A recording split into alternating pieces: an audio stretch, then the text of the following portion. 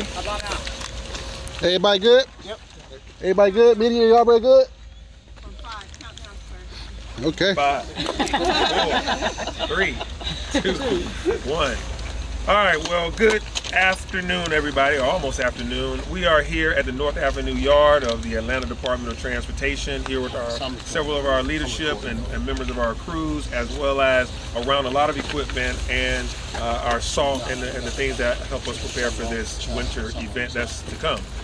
We are, as you know, under a winter weather advisory and a winter weather watch at this point. The governor has declared a state of emergency across the state of Georgia, and in the city of Atlanta, we are in that posture as well, and we're prepared. So I want to make sure that you get a few highlights of what's going on, and then I'm going to pass it on, of course, to Commissioner Cavanis of the Atlanta Department of Transportation. So a few facts. We are expecting snow and wintry mix tomorrow.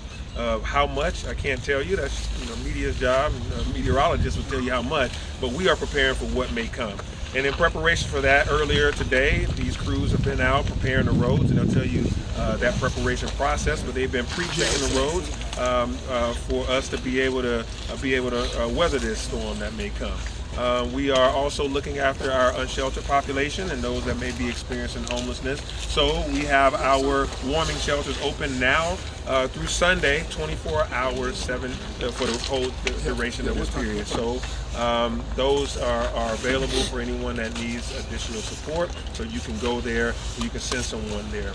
Of course, our 311 operations are open as well. 311 will be operating for 24 hours all the way through Sunday at midnight, at the end of Saturday, which is midnight Sunday. So they'll be open for you to make a phone call about any kind of power outages, tree down, things concerning any kind of road closures or any problems that you may see in that area. Call 311. Of course, 911 is open for any true emergencies that you may have, whether that's health emergencies, fire, etc. And so we also are going to be operating our Joint Operations Center. That's where the whole of government is together in one place. The JOC is what we call it. We'll be there from 8 p.m. tonight all the way through this entire event. That's where all of our departments are together, from police, fire, DOT, Department of Public Works, etc. You name it, Parks and Recreation, constituent services, all of us are working, looking after our seniors, our residents, etc.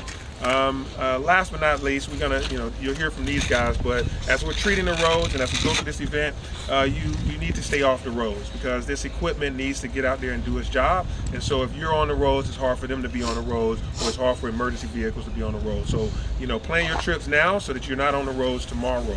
The city of Atlanta's, all of our operations, our buildings will be closed. Our employees will be working remotely tomorrow.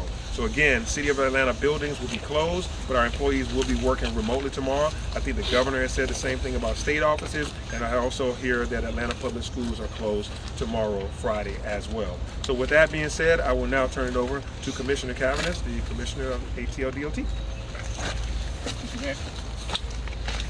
Well, everyone, the storm is upon us come Friday.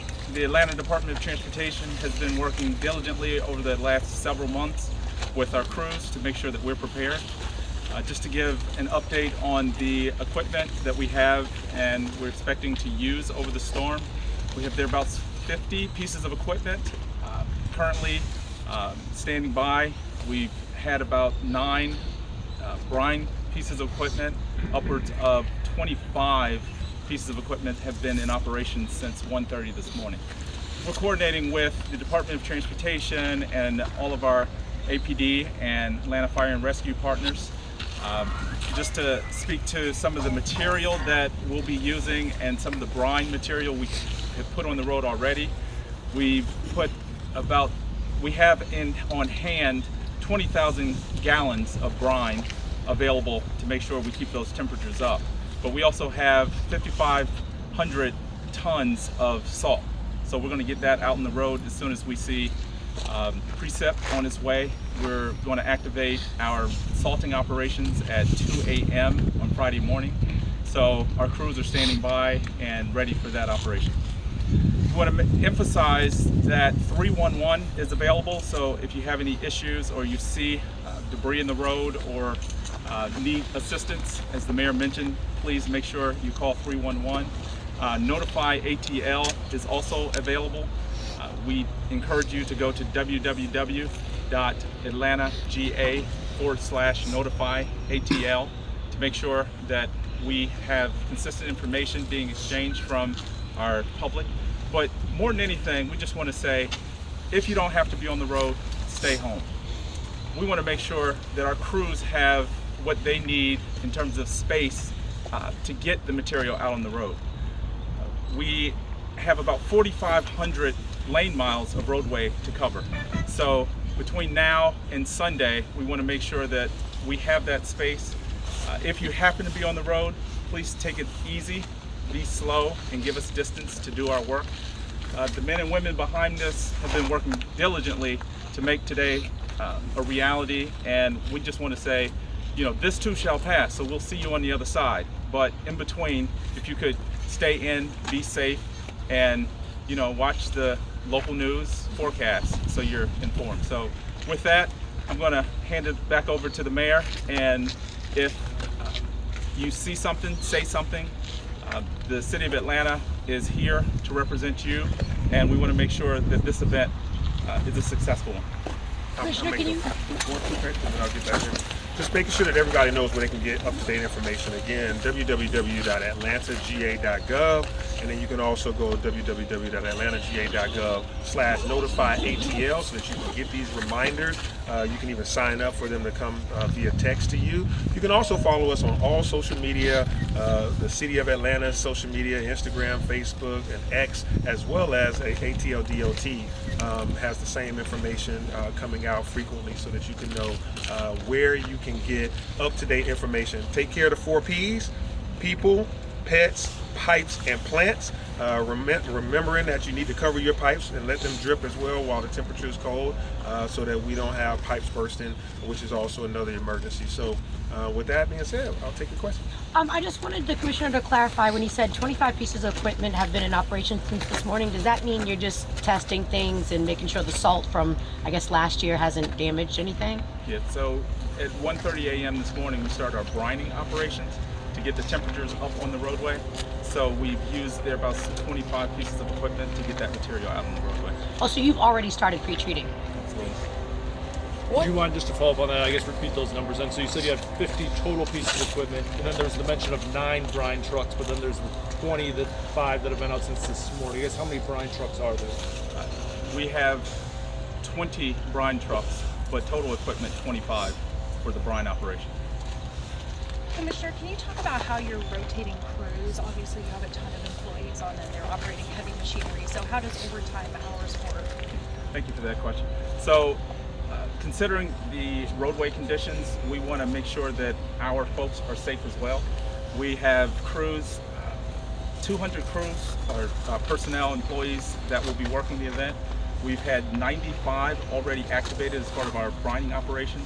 They'll be working around the clock starting at 2 a.m. on Saturday morning, and they'll work, Friday morning, 12-hour shifts. So over thereabouts 200 employees will be engaged, and that's just from Atlanta DOT, Department of Public Works, and Watershed Management. And they'll rotate shifts. We have 12-hour shifts rotating over that period. What are some of your problem areas that you're looking at that you know you've had problems before that you want to zero in on? So we focus our operations on our primary and secondary roadways. Public safety is our primary concern, so we want to make sure that APD and fire have access, clear and safe access to address emergencies. So our primary roadways and secondary roadways are treated first, and that includes some of our major arterials and collectors throughout the city. So we have data from past events and that we use to address issues. And then we have that crowdsourcing from feedback from 311 and problem spots that are active. I should mention that hospitals are a priority for us, so Grady and all of our city hospitals are addressed. We want to make sure that EMS and ambulances can make it safely to and from. Senior centers and our warming centers are also a priority. So those are part of that primary route system that we addressed initially. Mayor, can you talk about coordination with other local governments, how do you guys tell that you're not taking all the same things? How are you working with this on the state level? Can you just talk about that a little bit? Yeah, the good news is that we have always been good collaborators and working well with others, particularly our neighboring jurisdictions and working with the state. So you have ATL DOT, but you also have GDOT. Russell McCrary has been in good contact with you guys. He's a commissioner of Georgia Department of Transportation. They mainly do the expressways and the on-ramps and off-ramps of the expressways. And then there are some state routes, and so these guys have a map according to that state route, which is done by GDOT, and the city streets are done by ATL DOT. And then working in conjunction with firefighters and fire rescue departments of adjacent counties and jurisdictions. They have a mutual aid agreement because right there on the borders, if an incident occurs, we don't want anybody to get a delay based on whose it should be. If you're right there, we have always been coordinated in that way for fire rescue and police. So they have been, and that's the purpose of the JOC. When we go to the Joint Operations Center, you will also have sometimes Fulton County Sheriff's Department is there, fire departments from adjacent areas, as well as state officials, GBI, or Georgia State Patrol or others will be at the Joint Operations Center. So it's a coordinated effort. We know that we are the capital city, so a lot of headquarters are in our city, so we work with them. The last thing I'll say is we also work with our large business operators, the hotel district. We talk to them about their sidewalks, about the roads in front of the hotels, etc. Major events, we're aware of events that may occur, so how to make sure that ingress and egress to and from those events the road is clear. Where's your JOC Center located? It's right downtown on Prior Street. The public safety headquarters is where the Joint Operations Center is taking place. Mayor, what's the plan for people experiencing homelessness if they don't go themselves? Yeah, so Ms. Burks, I would want you to kind of join it. Actually, go ahead and tell them our whole what we've been doing already and what we'll do next. Please start with your name, please. Sure. LaShondra Burks, Chief Operating Officer for the City of Atlanta. So as it relates to our homeless population, that is one that we have been working very hard on throughout the winter months. So anytime our temperatures fall below 32 degrees, for any consecutive number of hours, we open our warming centers. We start with Central, and as we need more spaces, we move to Old Adamsville Recreation Center as well as other recreation centers as we need to.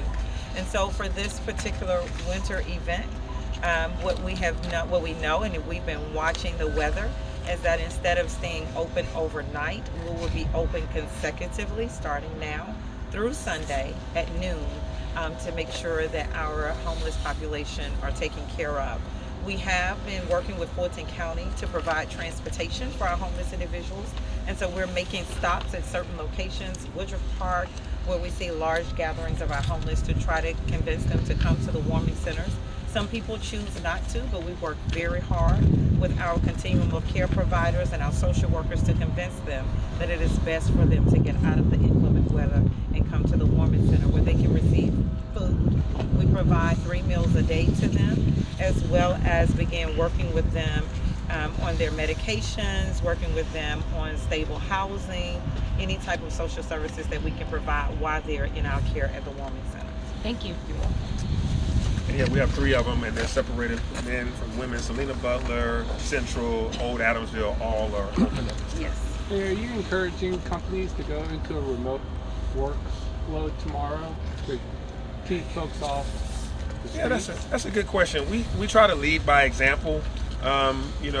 If you have the ability to work from home, it's a wise idea to work from home. We know some businesses are essential services, so you have employees that need to be out and about, and some people may consider their operations critical. We want you to be wise and make decisions, because if the schools are closed, then somebody needs to be at home with the children, right? So we want you to make that decision too, obviously.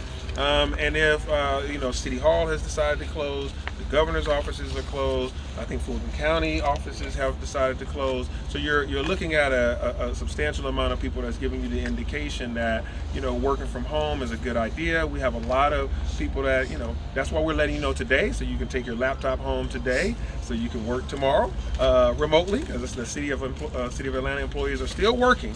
They're just working remotely, utilizing technology. Got time for one more. Is the preparation for this winter event any different than in the last several years, or do we think we handled recent events, well, and it's returned to that same playbook?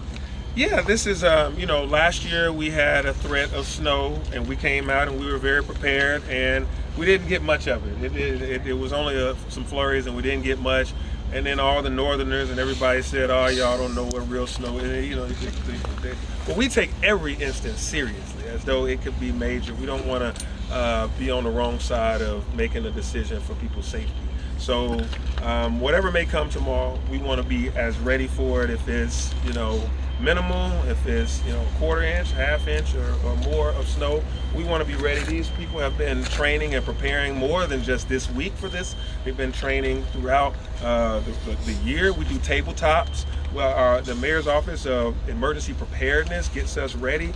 We are on about a 3 to 4 hour cadence where every single commissioner, department head, all of us are on a call every 3 or 4 hours going over where are you now, what's taking place. So our preparedness is now so in sync, and it's similar to all other events that we may have. That's whether it's in the summer, whether it's in the winter.